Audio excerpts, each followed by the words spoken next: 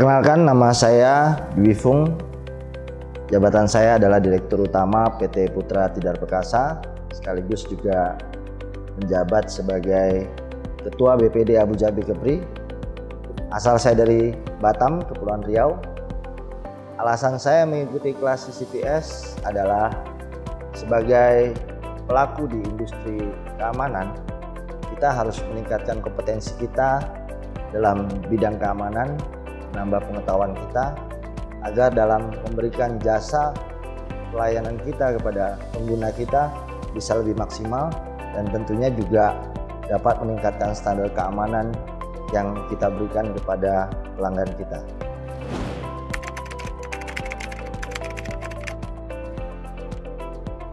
Pendapat saya tentang keluarkannya Perpol nomor 4 tahun 2020 tentang PAM Swakarsa adalah tentunya saya mengapresiasi dikeluarkannya Perpol tersebut. Karena dalam upaya pemulihan profesi Satpam dengan adanya Perpol tersebut, mudah-mudahan bisa lebih meningkatkan marwah dan derajat satuan pengamanan di kemudian hari. Berkaitan juga dengan seragam, adanya perubahan seragam Satpam menjadi mirip seragam Polri. Ini menunjukkan bahwa kita, Satuan Pengamanan, adalah betul-betul anak kandung daripada Kepolisian Negara Republik Indonesia.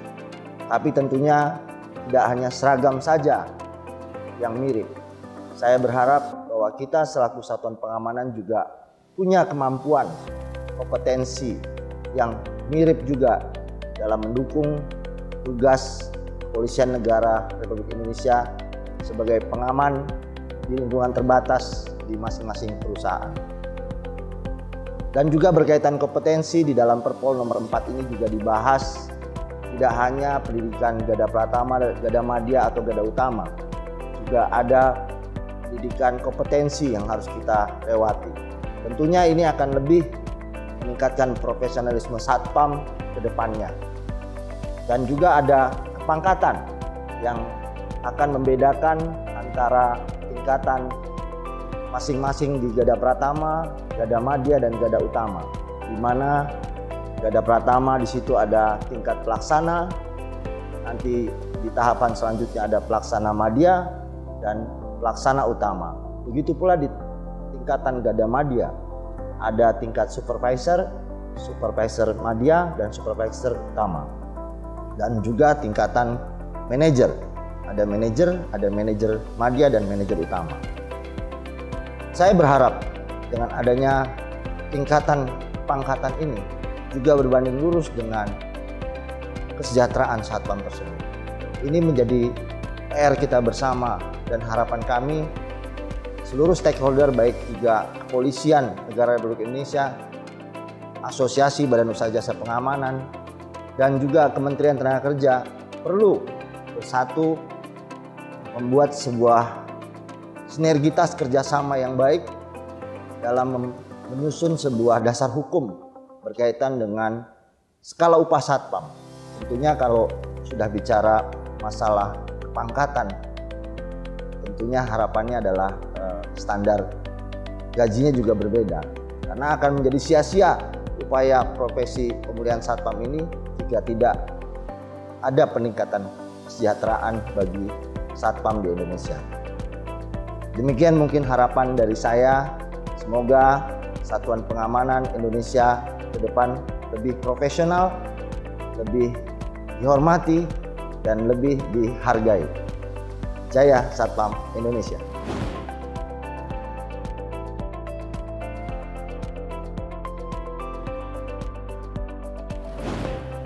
Perkenalkan, nama saya Maiko. Saya dari PT Balakosa Nusantara Service. Saya sebagai Direktur Utama, asal dari Jakarta. Kenapa saya mengikuti training CCPS? Ini adalah untuk meningkatkan kualitas daripada sumber daya manusia, di mana peningkatan ilmu daripada keamanan itu sendiri sifatnya nanti ke depan akan lebih berkembang. Itu kenapa kami mengikuti training CCPS. Ilmunya sangat bermanfaat, sehingga nanti adik-adik yang akan mengikuti ya memiliki kemampuan individu yang lebih baik.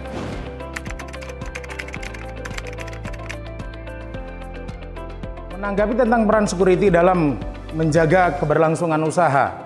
Yang pertama, tugas pokok security adalah melaksanakan pengamanan, ketertiban lingkungan tempat dia bekerja menjadi perpanjang tanganan daripada kepolisian, di mana setiap dalam pelaksanaan tugas kita selalu wajib berkoordinasi dengan pihak-pihak yang berwajib. Itu poin yang pertama. Berikutnya adalah untuk pelaksanaan tugas pengamanan sendiri itu tidak harus sebagai seorang security, tetapi sebagai pelaku usaha mereka memiliki kewajiban dalam melaksanakan pengamanan itu sendiri. Makanya di sini banyak sekali ilmu-ilmu yang bisa kita dapatkan dalam training ini, ya, dalam pelaksanaan pengamanan usaha kita, ya. Untuk apa? Untuk mencegah pencegahan dari kerugian, pencegahan daripada kriminal. Apabila seorang pelaku usaha sudah bisa, ya, menganalisa tentang akan adanya sebuah ancaman, ya, baik itu kriminal maupun itu kerugian, dengan sendirinya dia sudah bisa mengantisipasi. Makanya saya harapkan kepada teman-teman yang ada di luar, baik pelaku usaha atau petugas keamanan, ya, silakan, ya, untuk banyak belajar tentang sistem pengamanan, terutama di CCPS ini. Sangat membantu kita. Itu saja dari saya. Terima kasih. Selamat siang.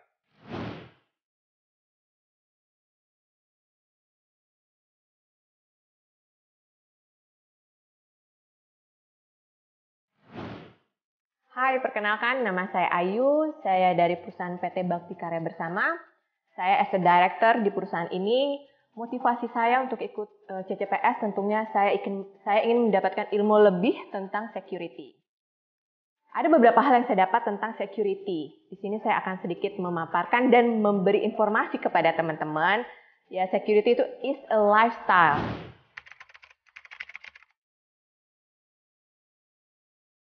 Sebagai wanita tentunya kita merupakan sasaran empuk sebagai, ya, bisa dikatakan soft target bagi para kriminal. Ada beberapa contoh yang mungkin bisa kita terapkan. Salah satunya saat berkendara, tentunya wanita zaman sekarang sangat memiliki mobilitas yang tinggi. Di saat berkendaraan dihindari untuk tidak menggunakan handphone saat berkendara. Karena selain mengganggu konsentrasi dalam berkendara juga sangat menjadikan target kriminal yang ada di sekitar kita. Apalagi jika mobil kendaraan kita itu kacanya sangat transparan, ya. Kedua, kita sebagai wanita juga jangan pernah memberikan, tentunya kita sangat senang hari gini semua memiliki media sosial, ya, tentunya. Jadi kita sebagai wanita juga jangan pernah memberikan informasi tentang seperti nomor handphone, detail informasi pribadi di sosial media. Karena banyak sekali kejadian-kejadian nomor handphone yang di-cloning, nomor handphone yang di-hack, dan profil picture kita dijadikan kejahatan. Pasti sebagian wanita tidak semua berkegiatan di luar rumah. Bagi sebagian besar wanita yang berkegiatan di rumah, tentunya harus aware dengan lingkungan di rumah. Misalnya saat kita di rumah, ada orang yang tidak dikenal datang ke rumah mengetuk pintu, mungkin ada beberapa tindakan preventif yang kita lakukan. Misalnya jika orang tidak dikenal, kita tidak perlu membuka pintu. Jika orang tersebut terus dan istilahnya ngotot di rumah, kita bisa menghubungi security setempat untuk tindakan selanjutnya. Karena sebagai wanita tentunya keterbatasan kita beda dengan lelaki. Terus untuk yang keempat, jangan memakai barang-barang mahal apabila kita menggunakan publik transportasi. Kenapa? Otomatis ini adalah mengundang target si kriminal yang ada di sekitar kita, menjadikan kita sebagai sasaran. Balik lagi, tidak semua wanita itu memiliki misalnya bela diri untuk membela dirinya. Most of wanita rata-rata dikatakan makhluk lemah. Makanya salah satu security sebagai lifestyle mungkin diterapkan untuk beberapa wanita seperti yang saya jelaskan berikut. Terima kasih.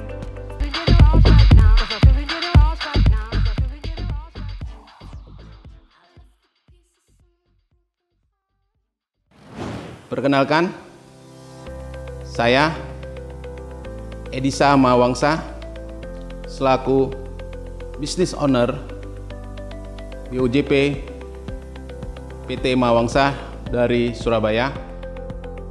Dengan mengikuti training CCPS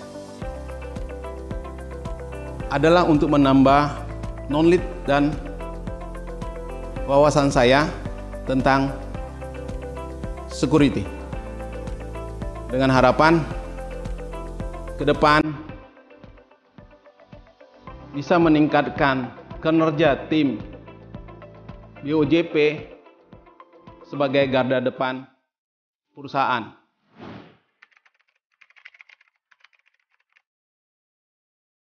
Peran serta masyarakat, stakeholder, dari itu sampai office boy berperan penting dalam usaha pencegahan kejahatan, terutama dalam usaha bisnis dan dalam kehidupan bermasyarakat. Di mana kita tahu bersama, jumlah kepolisian kita tidak sebanding dengan jumlah penduduk Indonesia.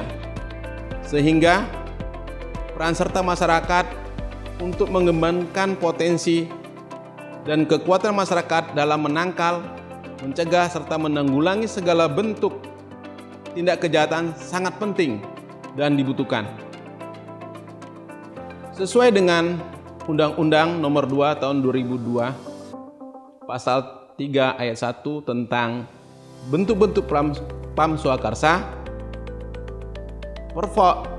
Perkap Nomor 24 Tahun 2007 tentang Sistem Manajemen Pengamanan, dan Perpol 04 Tahun 2020 tentang PAM Swakarsa dan Satpam.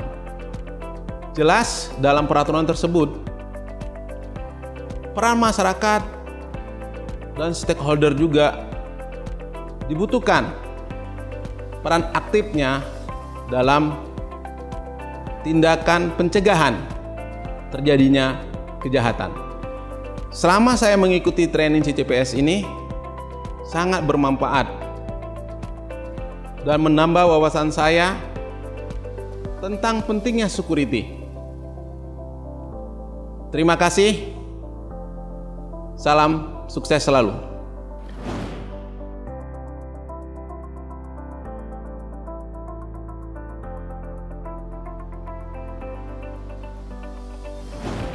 Halo, nama saya Erlangga Wicaksana. Saya datang dari satu perusahaan tobacco, cigarette manufacturer. Asal daerah saya dari Pandaan, Jawa Timur. Jabatan saya saat ini, saya dipercaya untuk pegang Global Supply Chain Corporate Security di tobacco industry. Alasan kenapa saya ikut CCPS, ya karena saya ingin meningkatkan kapasitas pengetahuan tentang crime prevention di Indonesia dan khususnya di bisnis di industri tobacco. Dan CCPS ini berguna banget untuk bagaimana kita mengimplementasikan pencegahan keamanan di dalam industri, di sektor industri saya saat ini.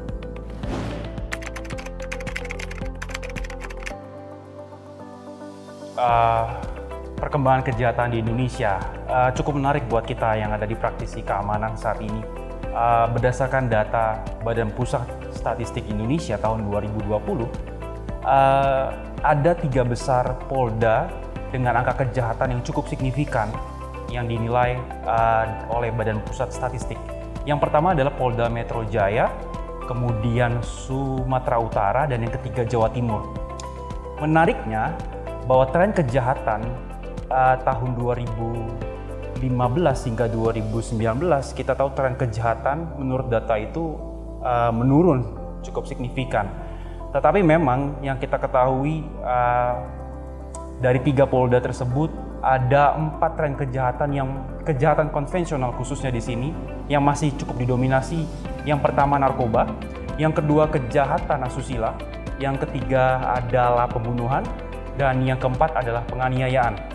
Nah, tren kejahatan di Indonesia saat ini ada 2, yaitu adalah kejahatan konvensional dan yang kedua adalah kejahatan asimetris. Nah, kejahatan asimetris ini bersifat transnasional, di mana narkoba salah satu cukup eksis saat ini dengan angka 3.000 kasus di Polda Metro Jaya, dan tantangannya adalah bagaimana aparat dan juga bersama praktisi profesional keamanan, kita bersama harus mampu fokus di dalam upaya untuk membuat kajian-kajian pengamanan dalam upaya pencegahan kejahatan dan bagaimana kita mampu menekan angka kejahatan yang saat ini cukup signifikan dalam hal bagaimana meningkatkan keterampilan, pengetahuan, wawasan, dan juga training yang kita butuhkan, khususnya kejahatan cyber saat ini juga yang cukup signifikan. Untuk itu perlu ada kolaborasi antara aparat juga dalam hal ini praktisi profesional keamanan untuk membuat satu formula dalam upaya pencegahan sehingga kita bisa mampu melakukan pencegahan baik secara umum di masyarakat maupun juga pencegahan khususnya buat di sektor industri saat ini di mana kita berada dalam upaya penggalangan atau intelijen di mana kita bisa tetap melakukan cegah dini dan deteksi dini sehingga kita bisa menekan angka kejahatan di Indonesia. Demikian dari saya, terima kasih, salam sukses untuk kita semua.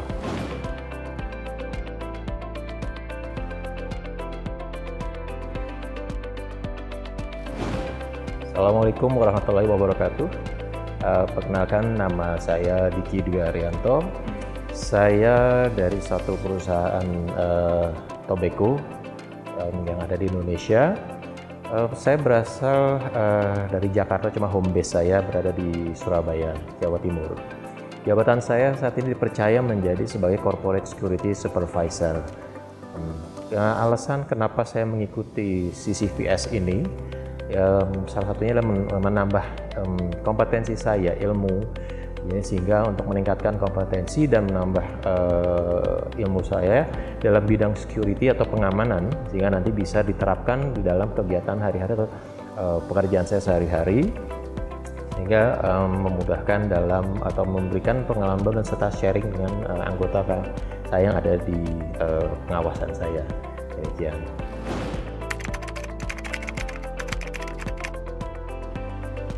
Bicara mengenai keamanan di media sosial,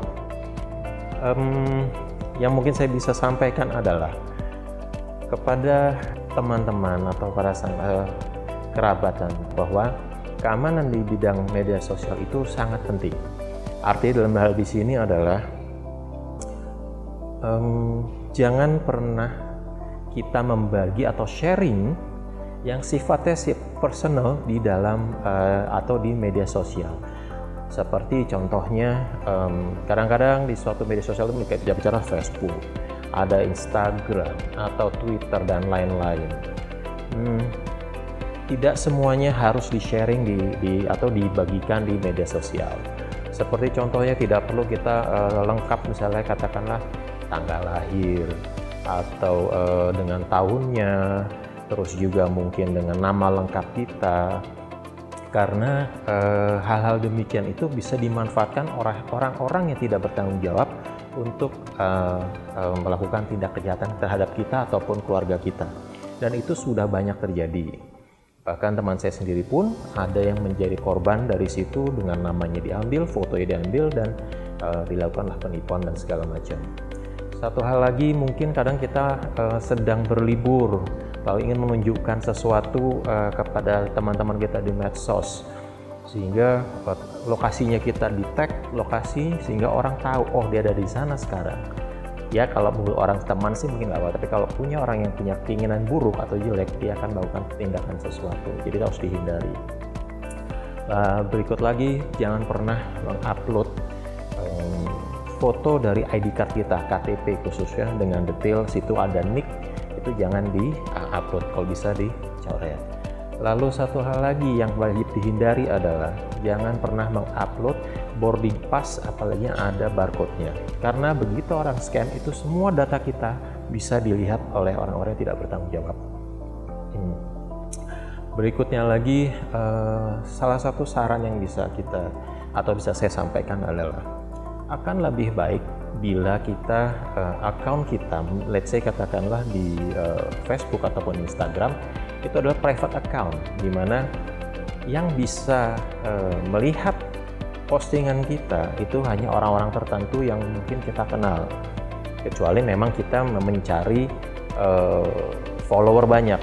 Nah, kalaupun memang mencari follower banyak atau friend yang banyak, sebaiknya tetap yang bersifat pribadi atau personal itu dihindari untuk diposting. Apalagi misalnya sekolah anak kita, lokasinya di mana. Bahkan mungkin ada beberapa postingan yang pernah saya dapat adalah tanpa disengaja orang tua memposting foto anaknya yang mungkin sedang berenang dengan baju berenang atau baju yang minim.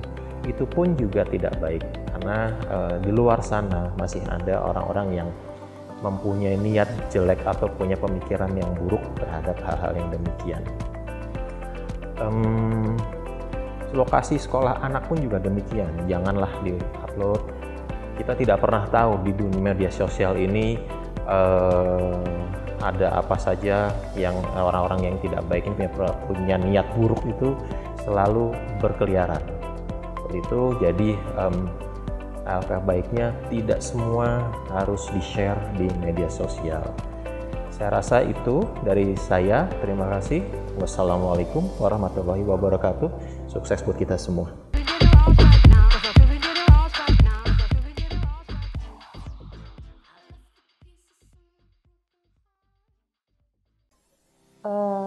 Perkenalkan, nama saya Giarni Sarjana Hukum. Saya dari perusahaan PT Metro Mandala Persada yang berdomisili di Batam, dan saya sendiri juga berdomisili di Batam.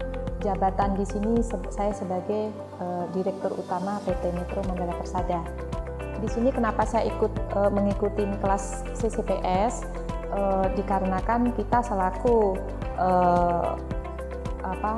punya BUJB, jadi kita harus mengetahui bagaimana bentuk-bentuk kriminal yang ada di Indonesia, terutama kita terapkan kepada karyawan dan security kita yang ada di lapangan.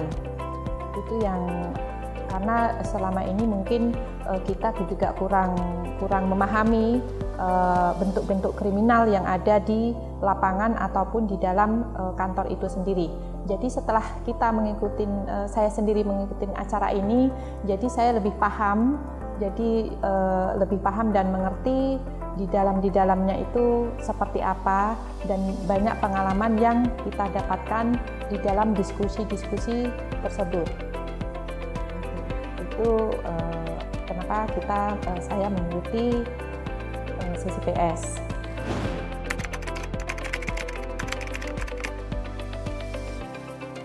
Apa perbedaan antara white collar crime dan blue collar crime di sini? White collar crime itu kejahatan kerah putih.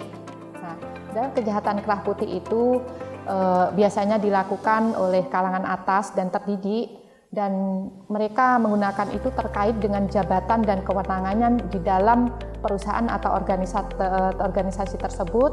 Dan untuk kejahatan kerah putih ini sangat sulit dideteksi, dan jumlahnya itu juga nominalnya sangat besar. Contohnya kemarin ada bantuan sosial, bansos waktu pandemi itu yang dilakukan sungguh-sungguh sangat besar gitu.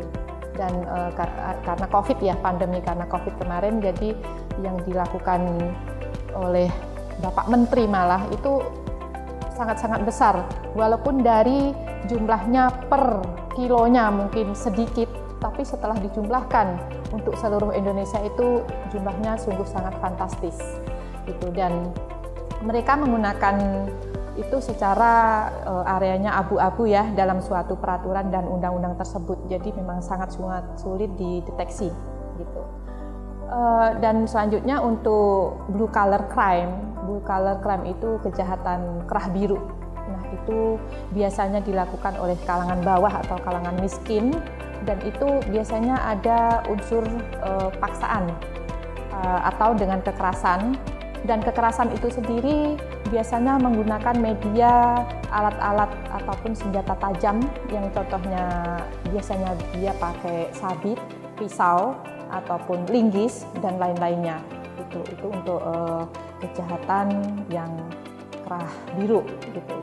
Dan untuk kejahatan kerah biru itu biasanya jumlahnya memang lebih sedikit karena memang dilakukan oleh kalangan miskin gitu, dan itu lebih cepat terdeteksi. Jadi kalaupun ada kejahatan yang seperti ini, biasanya polisi juga lebih cepat mendeteksi dan cepat tertangkap pelakunya. Gitu.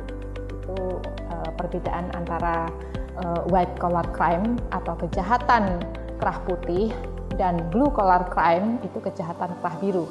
Itu dari saya. Terima kasih.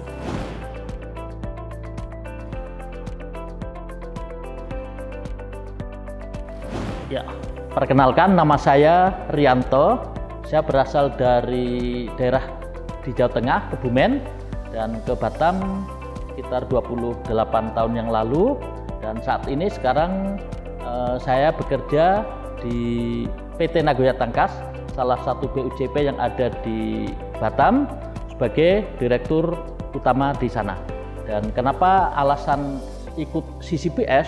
Karena tidak mungkin kalau itu menjadi highlight kalau itu tidak penting. Sebagai contoh, kalau untuk lelang, tender security, proyek-proyek besar, CCPS adalah salah satu yang terpenting untuk persyaratan formal dokumennya. Dan untuk kaitan dengan usaha untuk mempertahankan dan juga pengetahuan tentang keamanan dari sendi-sendi kehidupan. Ternyata seluruh aktivitas manusia dari lahir sampai kapanpun tidak luput dari urusan keamanan. Sebagai contoh, kita di rumah berbagai aktivitas harus berkaitan dengan keamanan, dan juga di kantor ancaman-ancaman maupun potensi-potensi pelanggaran itu semuanya adalah menyangkut keamanan.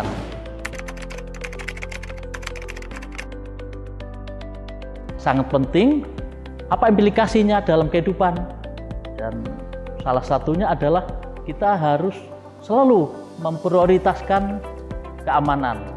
Pelajari ilmunya, praktekkan, hidup kita akan aman, perasaan kita juga pasti akan nyaman. Dan implikasi yang berikutnya adalah bisnis tentang pengamanan dan keamanan tidak akan pernah usang dan selalu menarik, selalu dibutuhkan. Dan untuk itu kami beruntung mendapatkan ilmu pembekalan yang sangat bagus tentang CCPS ini. Dengan pembekalan CCPS ini kita jadi tahu bahwa selain bisa dipelajari sebagai ilmu, ternyata ilmu tentang pengamanan adalah banyak seninya dan tidak akan habis digali sampai kapanpun. Dengan adanya ikut, kenapa CCPS?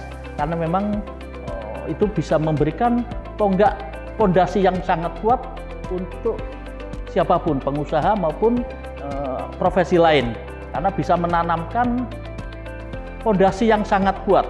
Yaitu dengan bekal CCPS kita bisa memberikan fokus, kita akan selalu bekerja keras dengan pengetahuan itu, sehingga kita mampu untuk bekerja cerdas, karena dibutuhkan kerja tuntas, pastinya dengan ikhlas untuk meningkatkan kerja dan profesi secara kualitas. Terima kasih.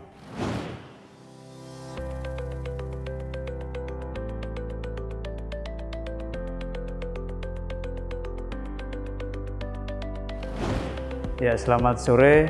Perkenalkan, saya Mikael Lanang Making, asal dari Flores, Lembata, berdomisili di Kota Batam kurang lebih sekitar 30 tahun.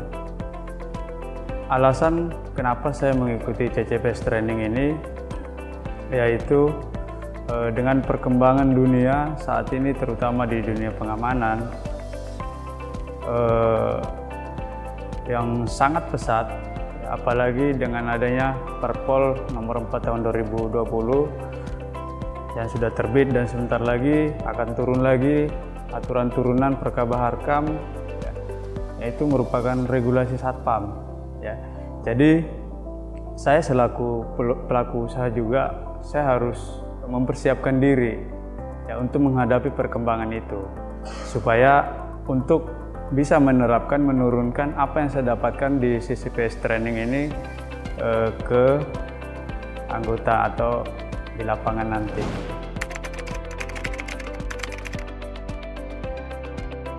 Pandangan saya untuk seberapa besar, bagi saya itu sangat besar peranan Satpam. Kenapa? Bicara pengamanan. Di dunia ini siapa yang tidak membutuhkan aman, ya? Semua orang selagi masih hidup di dunia ini pasti membutuhkan aman. Contoh, saya selaku pelaku usaha, saya ingin membuka usaha di dunia perhotelan, ya, dunia pariwisata. Ya. Yang pertama-tama, saya membeli tanah, cari lahan untuk membeli. Ya, setelah dapat membeli, pastinya saya butuh tenaga pengamanan. Ya, untuk apa? Untuk mengamankan, mengawasi ya lahan itu supaya tidak digarap orang lagi. Ya, kemudian mulai proses pemagaran, pembangunan, ya, mulai dropping, aset-aset, inventaris masuk ke dalam, ya, untuk hotel tersebut siap untuk dioperasi, ya, untuk beroperasi. Nah, pada saat hotel itu beroperasi, kira-kira masih butuh nggak dengan tenaga pengaman? Ya masih, ya, bahkan harusnya ditambah dari yang sebelumnya. Ya, jadi pastinya saya masih membutuhkan tenaga pengamanan. Ya. Kenapa? Selain saya membutuhkan satpam untuk menjaga keamanan di lingkungan area seputaran hotel, satpam juga bisa membantu saya untuk bisa menjalankan sistem-sistem keamanan yang sudah saya buat, ya, untuk baik untuk karyawan yang bekerja di hotel tersebut, begitu juga para pendatang atau tamu yang datang ke hotel tersebut, ya. Begitu juga, jadi dengan adanya satpam menjadi nilai jual saya juga sebagai pelaku usaha atau pengusaha di jasa perhotelan. Kenapa? Setiap orang, siapapun yang mau datang ke hotel itu, ya, kalau ada satpam paling tidak bisa memberikan rasa aman, ya, kepada tamu. Ya. Kemudian berikut, katakanlah terjadi sesuatu yang emergensi, ya, di hotel tersebut. Ya. Orang yang paling pertama yang bisa melakukan tindakan emergensi tersebut yaitu satpam, karena 1x24 jam satpam berada di area tersebut, ya. Begitu juga satpam itu sudah terlatih, sudah dididik bagaimana tindakan pertamanya apabila terjadi kebakaran, itu semua sudah terlatih, ya. Jadi saya sebagai pelaku usaha atau dalam dunia perhotelan itu, saya enak aja jalankan bisnis tersebut, ya. Saya juga merasa aman juga dengan adanya satpam.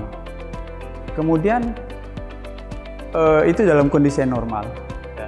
Kemudian tiba suatu saat seperti saat ini terjadi pandemi. Salah satu usaha yang sangat berdampak dalam pandemi ini adalah perhotelan.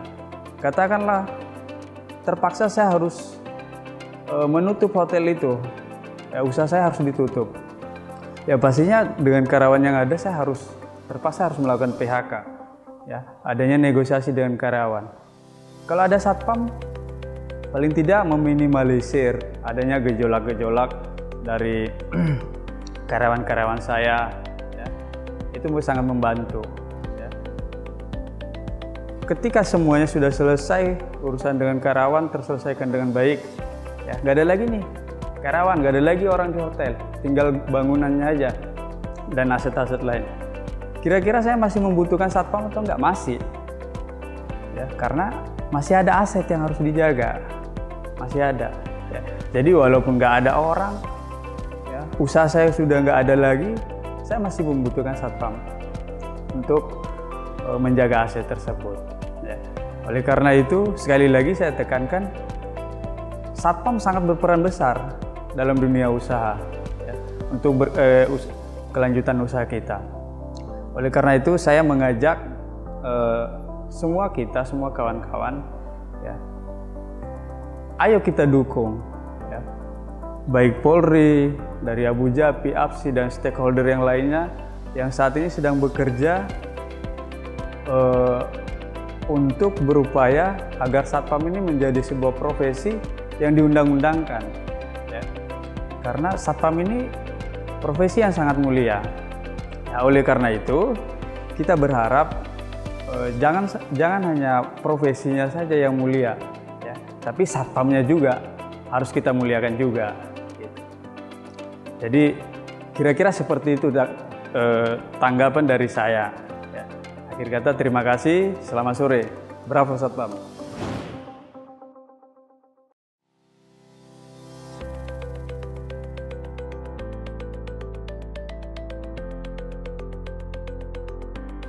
Assalamualaikum warahmatullahi wabarakatuh, salam sejahtera bagi kita semua.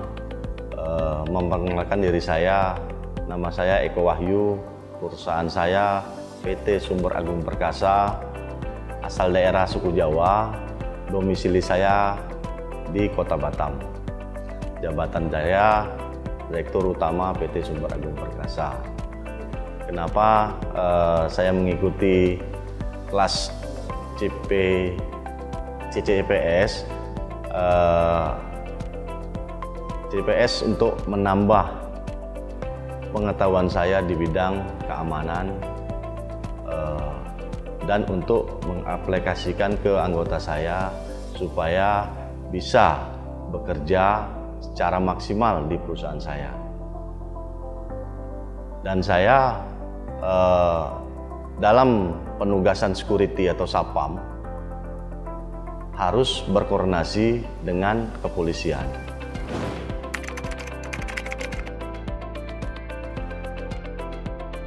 Perbedaan tugas kepolisian dan Satpam bersifat pribadi khusus untuk mengurangi kerugian atau di dalam lingkungan aset mereka bekerja. Satpam mencegah terjadinya kejahatan di lingkungan kerja dia atau kerjanya. Dan kepolisian bertindak terhadap kejahatan di mana saja di wilayah Republik Indonesia. Dan kepolisian bekerja untuk menegakkan hukum secara umum. Itu terima kasih. Menurut saya, salam Satpam.